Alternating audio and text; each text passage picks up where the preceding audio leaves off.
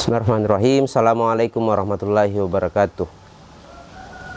Sahabat-sahabat semua, pada sore hari ini kita akan membahas terkait dengan relasi antara kebudayaan dan lingkungan hidup.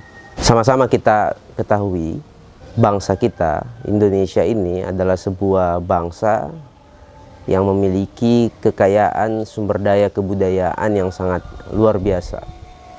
Sehingga sumber daya kebudayaan itu adalah sesuatu yang mestinya menjadi salah satu basis dari pembentukan cara pandang kita dalam melihat kehidupan.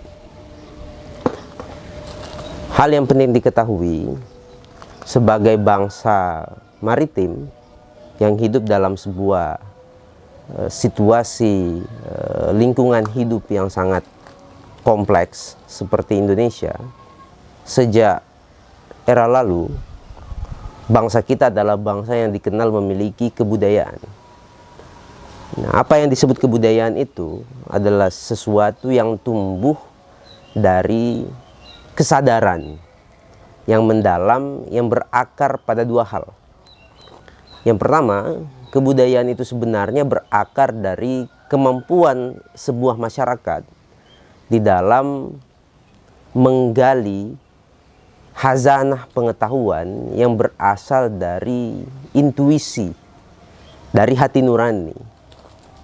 Sehingga apa yang hari ini kita sebut sebagai kebudayaan yang luhur itu adalah sesuatu yang sebenarnya berakar dari hati nurani manusia. Oleh karena itu, benar ketika dikatakan tidak ada budaya yang buruk. Kenapa? Karena pada hakikatnya kebudayaan atau budaya sendiri itu lahir dari kemampuan manusia dalam menerjemahkan dan memanifestasikan sesuatu yang berakar dari hati nuraninya. Pengetahuan yang sebenarnya kita miliki, yang merupakan suara hati kita sebagai manusia. Yang kedua, kebudayaan itu dirancang bangun sedemikian rupa lewat kemampuan manusia dalam memaksimalkan fungsi dari akal budi kita. Itulah kenapa kebudayaan itu lahir juga dari akal budi manusia. Hati nurani dan akal budi itu adalah sesuatu yang tak terpisahkan, saling mengikat satu dengan yang lain. Sehingga di dalam banyak sekali praktek-praktek tradisi yang kita jumpai dalam masyarakat Nusantara, misalnya yang masih memelihara relasi yang mutualistik, relasi yang seimbang dengan alam, mereka memahami hubungan relasi dengan alam itu sebagai hubungan yang setara. Nah, mengapa demikian? Di dalam perkembangan ilmu pengetahuan modern, sampai saat ini, saya mengistilahkan sebagai kita telah berada pada puncak rasiosentrisme, di mana rasionalitas itu menjadi instrumen memahami banyak hal dan dianggap sebagai satu-satunya alat yang objektif yang bisa mengantarkan kita kepada sebuah standar kebenaran yang tinggi tentang kenyataan, tentang realitas. Nah, sehingga yang kadang kita tidak pahami, rasio itu kan baru bisa bekerja dengan baik ketika ada dualitas subjek dan objek, gitu. Ada yang mengamati dan ada yang diamati, ada yang memikirkan dan ada yang dipikirkan, ada yang meneliti dan ada yang diteliti. Sehingga dualitas subjek-objek yang terbentuk secara berkelanjutan seperti itu akan membuat manusia itu melihat dirinya, menilai dirinya sebagai satu-satunya subjek. Nah, kita memahami itu sebagai salah satu kaidah dari antroposentrisme. Bagaimana manusia melihat dirinya itu sebagai pusat dari segala sesuatu, sedangkan makhluk atau entitas lain di luar dirinya itu sebagai pelengkap, sebagai objek. Nah, rasiosentrisme di mana segala sesuatu hari ini ditafsirkan, dipahami, kemudian berusaha dikelola hanya dengan menggunakan piranti rasionalitas, rasio, akhirnya melahirkan situasi serba pikiran. Nah, saat orang misalnya melihat alam, alam itu sebagai sesuatu yang terpisah dengan dirinya. Alam itu menjadi sesuatu yang berbeda, entitas lain di luar dirinya. Nah, kenapa? Karena rasio itu bekerja dengan dualitas subjek-objek itu, baru bisa memahami sesuatu kan. Yang pertama ketika ada definisi. Makanya kenapa perkembangan filsafat rasionalisme itu selalu menciptakan definisi-definisi terhadap banyak hal. Yang kedua ada deskripsi gitu. Ada gambaran-gambaran tentang sesuatu, dan yang terakhir itu ada persepsi. Nah, definisi, deskripsi dan persepsi manusia terhadap alam di luar dirinya itu belakangan ini banyak sekali melahirkan ketimpangan. Kenapa? Karena definisi tentang alam non manusia, deskripsi tentang alam non manusia, dan persepsi manusia tentang alam non manusia itu sangat over objektif, menganggap manusialah satu-satunya makhluk yang berhak atas ruang hidup yang ada di atas muka bumi ini.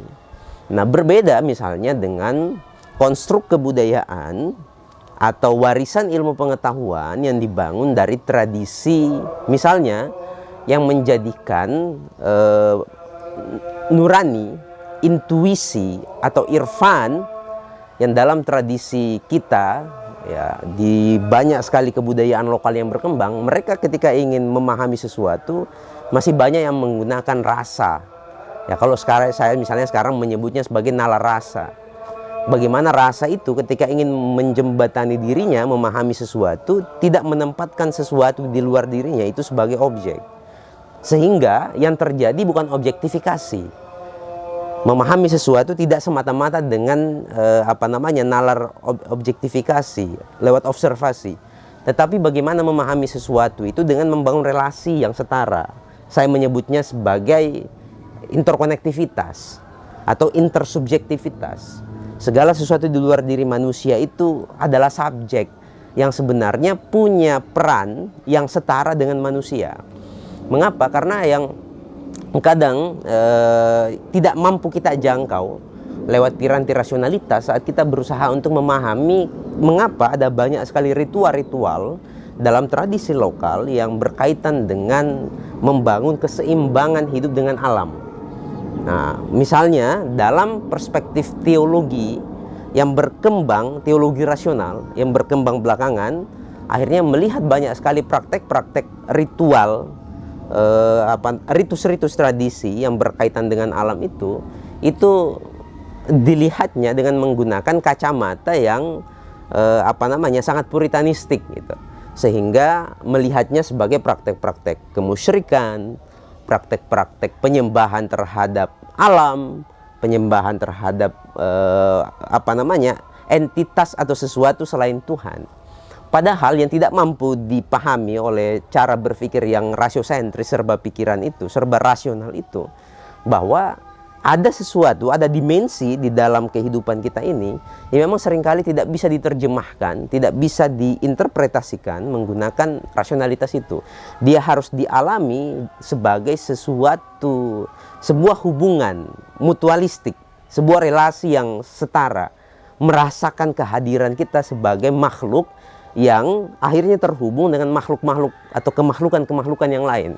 Sehingga kita bisa memahami ternyata kehidupan manusia di atas muka bumi ini tidak hanya sebenarnya adalah kehidupan yang melengkapi kehidupan yang lain. Justru manusia tidak akan pernah bisa hidup tanpa alam, tanpa entitas non manusia. Sedangkan entitas non manusia seperti alam, seperti binatang, seperti tumbuh-tumbuhan, dan entitas-entitas alam yang non manusia lain itu sebenarnya mereka independen, sebenarnya mereka lebih otonom. Mereka bisa hidup tanpa manusia, sedangkan manusia tidak bisa. Manusia tidak bisa hidup tanpa alam. Kenapa? Karena kehidupan manusia sangat bergantung dengan alam. Nah, hal seperti ini yang dalam misalnya perkembangan kehidupan modern akhirnya membuat relasi kita dengan alam mengalami ketimpangan yang sudah semakin lebar. Kenapa? Karena kita melihat alam semata-mata sebagai objek pelengkap, padahal yang menjadi objek pelengkap kehidupan itu manusia, yang seharusnya memiliki sikap yang arif, yang bijaksana dalam mengelola alam raya ini. Di dalam Islam kita memahami bahwa manusia itu diutus sebagai khalifah, sebagai wakil Tuhan yang ditugaskan, yang memiliki peran untuk mengelola alam raya ini.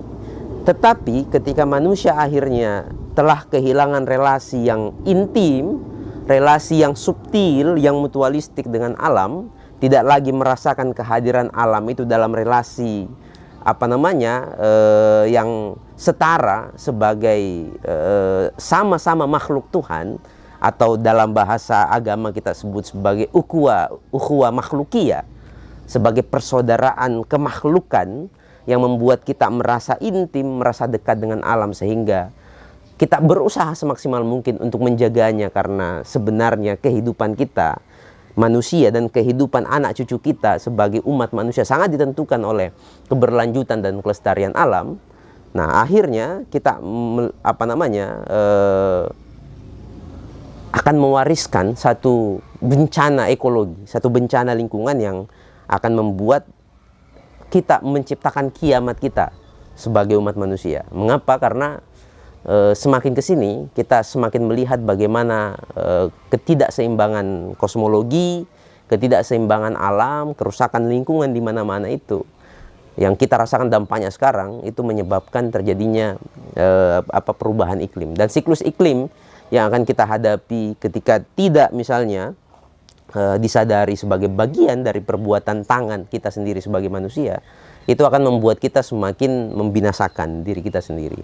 Sehingga apa yang kita sebut sebagai agama, apa yang kita sebut sebagai spiritualitas, dan apa yang kita sebut sebagai lingkungan hidup adalah satu kesatuan yang tidak bisa dipisahkan.